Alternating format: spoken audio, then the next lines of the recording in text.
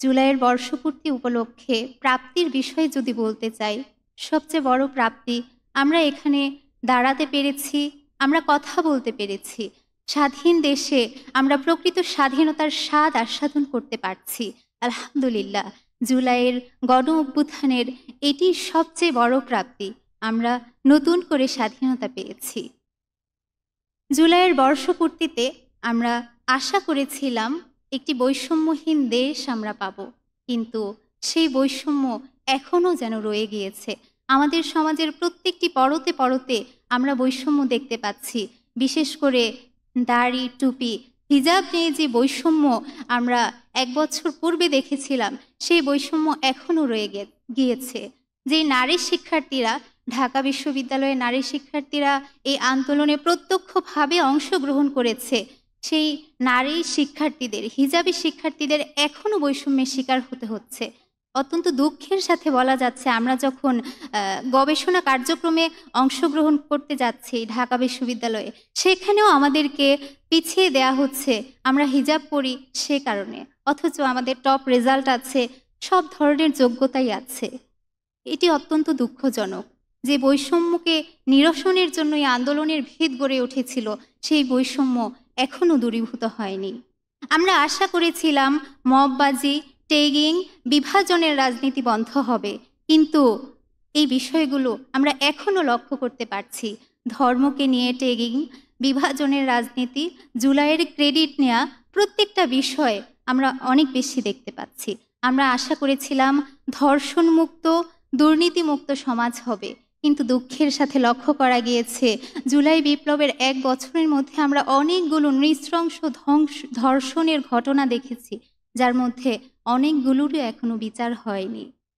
আমরা আশা করেছিলাম যে বাংলাদেশের যে আন্দোলনে নারীরা প্রত্যক্ষভাবে অংশগ্রহণ করেছে, প্রত্যেকটা সেক্টরের নারীরা অংশগ্রহণ করেছে, সেই নারীদের নিরাপত্তা নিশ্চিত হবে। কিন্তু দুঃখজনক হলেও সত্য, নারীদের নিরাপত্তা এখনও নিশ্চিত হয়নি।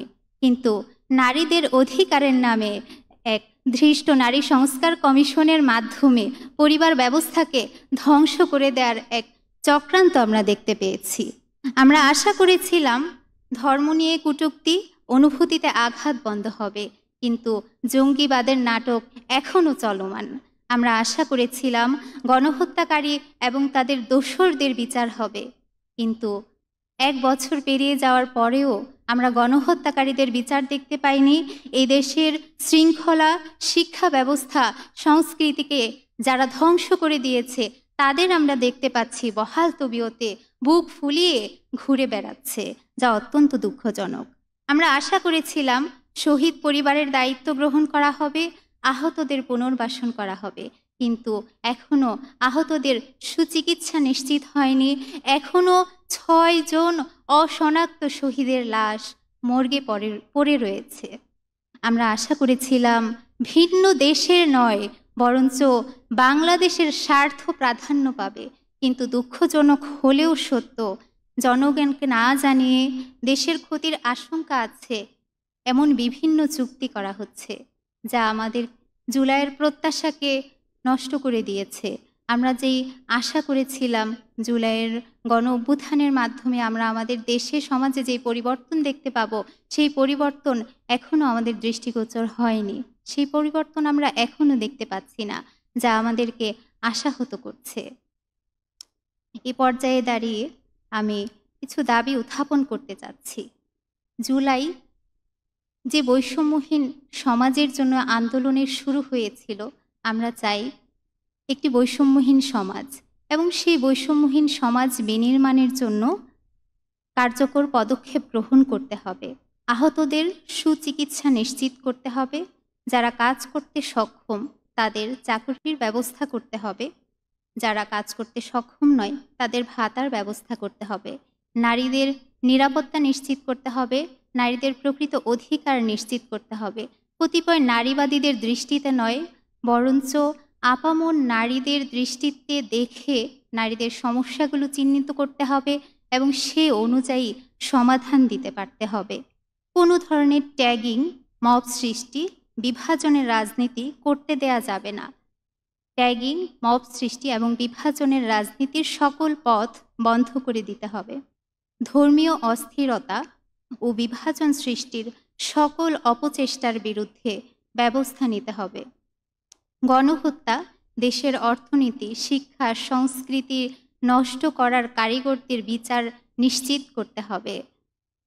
আমরা চাই দেশের অর্থনীতি এবং দ্রব্যমূল্যের যে ঊর্ধ্বগতি, এই বিষয়গুলো সেক্টরে শৃঙ্খলা প্রতিষ্ঠিত হোক।